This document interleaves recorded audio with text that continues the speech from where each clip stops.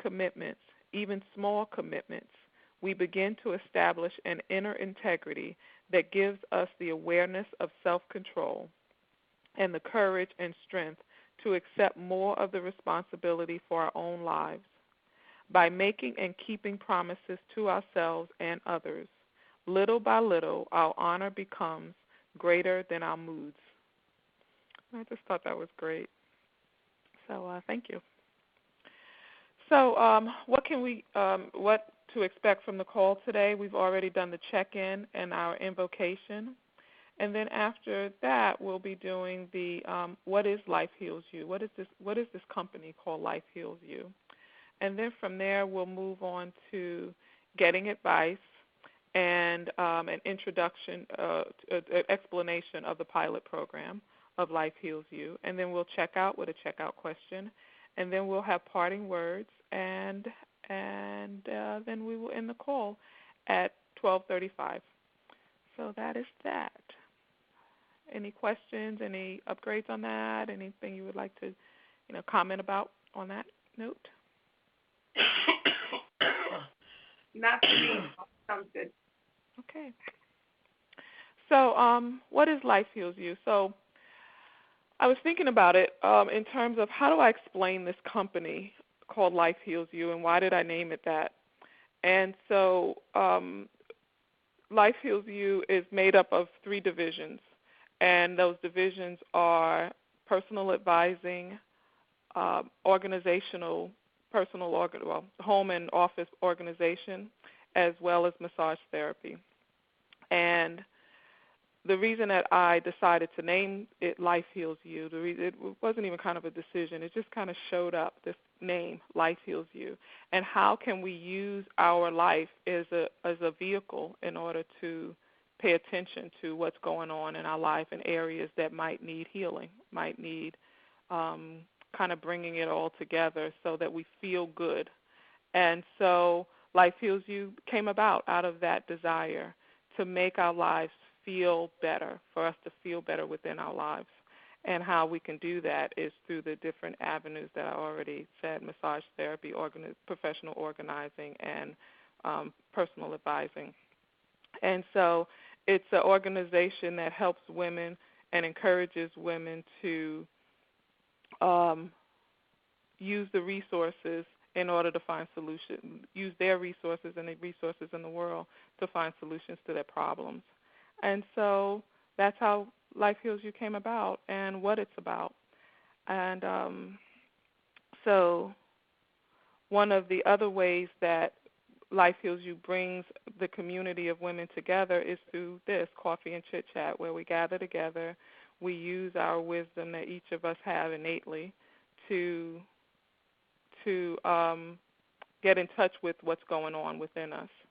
And also we can use the pilot program that I referenced earlier has to do with working one-on-one with women in order to, they set a goal and then they use the goal they use Life Heals You to move forward, to find solutions.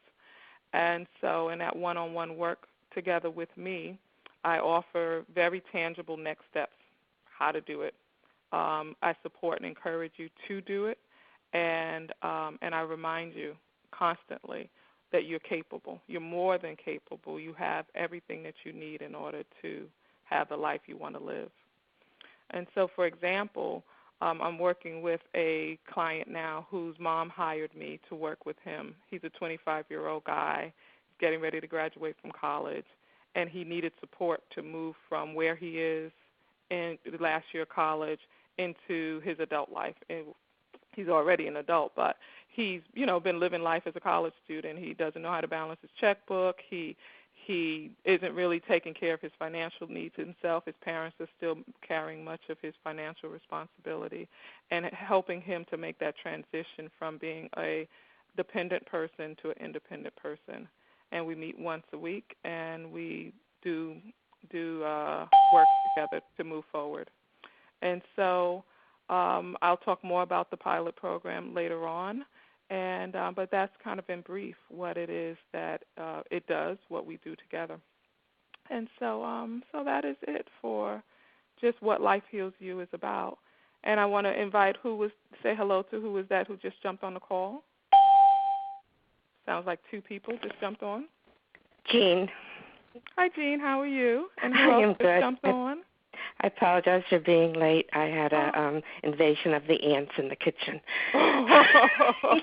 Well, I'm glad you made it, considering the invasion. Thank you.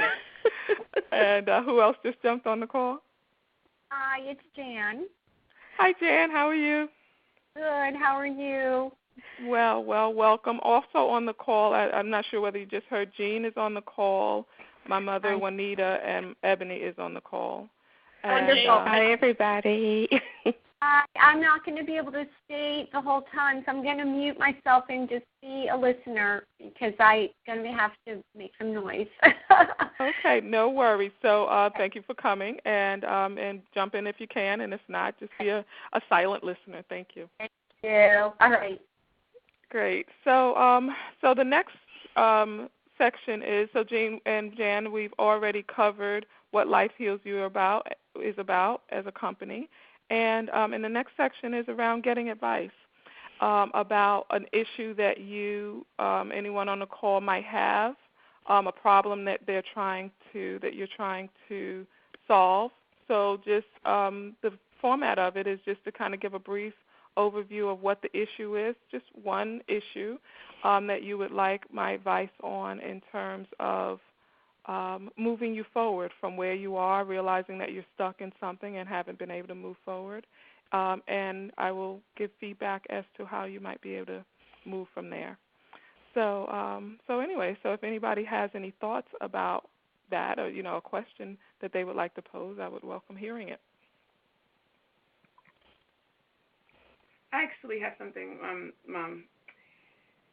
So I haven't shared this with you offline, so it's kind of new. But one of the things, well, you sort of know. One of the things that has come up is I would like to buy a car and a home next year. And I lived in New York for a couple of years and had a car there, but I sold it before I moved back to Florida a couple of years ago. And I don't know, I guess having a car just feels like independence and things like that. And the thing that's come up lately is obviously the thing I know, I think, is that in order for me to be able to buy a home and a car, I have to be able to save money. And I have a business, and I'm just having a difficult time saving the amount of money that I think I should be able to save in a month. I don't know, I guess it's frustrating. Like, I have a business, and I have things that I want to put towards the business, like the website being done or writing, and I pay rent, and, it's just, there's just other things that come up that I guess I'm making a priority, i.e. paying for the website or hiring writers or whatever for my company. So anyway, I guess it's a little bit frustrating because I really do want to have lots of money in savings in order for me to be able to buy these things next year that are important to me. And so anyway, I guess I'm open to thoughts about what to do about that. Okay, thank you for sharing that. And I didn't mention at the start of the call that anything that we say here on this call is to stay on this call. The reason that this type of environment is very useful is that we feel safe and that we can share whatever we need to share in this environment, and it doesn't go any further.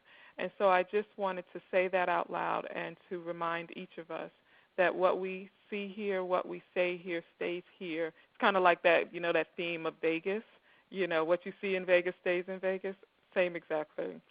So I just wanted to capitalize on that and say that. So back to the question that was posed on how does Ebony decide.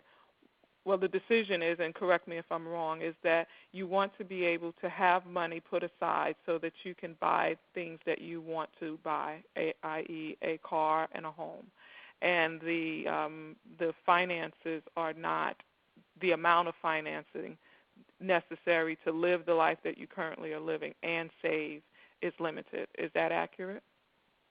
Yeah, I guess bottom line is I'm making the business a priority over saving so that I can, buy a home. Right. So one of the things that I think we all prioritize, we all decide what's most important to us, and then we live our lives according to that. But there seems to be oftentimes a conflict between the things that we say are a priority and the things that actually are. So so it sounds to me like you are actually not making saving a priority. It's not the highest priority. The business is, and that's fine. But it's not congruent. You're saying one thing and doing another, and so it seems to me that either the priorities have to balance out between the saving and the business, so that you have to maybe back off, not do as much towards the business, so that you can put money aside for the house and the car, and that requires getting really honest about that. Because otherwise there's a frustration that builds. Has been what happens to people is that because they're not getting all of their desires met, then there's frustration, and then everything kind of gets out of whack. And so it sounds to me like you want to literally, maybe you have to back off on the business, maybe not as much towards the writers, or maybe putting the writers piece in terms of what you're paying to them in the background for X amount of time, or have them go slower, or somehow bring in more money and dedicate that money to the savings. Maybe you have one client, and everything that you get from that one client goes to savings, doesn't get used for anything else. Might be a way to be able to have a dedicated idea of a dedicated service that you're putting strictly towards savings. Mm-hmm. Yeah, I hadn't thought about the maybe using one client as, and then all the money that comes from that one client goes to savings. That's a good idea. Okay. Anything else along those lines that might be that you might have thought of as I was speaking that came to mind? No, I mean, I guess, like you said, it's just I've obviously made other things a priority, and I mean, before this call I'm interested in buying a house, but this I find myself a little bit frustrated lately this past week actually, because I just put a lot of energy and resources into building my business, and and there are other things I want, so it's, I don't know, it's sometimes a little bit frustrating to try to balance between the things that are important to me. There's not just one thing that's important to me, it's multiple things. So it's but you gave some advice that I'm going to try to apply, especially the one about using one client as a gauge for what I put all money in savings. That's actually not a bad idea.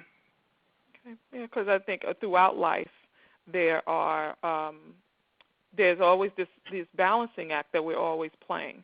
There is not like there's life at some point everything is working out and everything has all the ducks in a row. Something's always moving. That's true, yeah. And you're always chasing it down. Yeah, I guess I do sometimes. I'm waiting for like the right answer. Yeah. So anyway, yeah, that was helpful. Thanks, Mom. Great.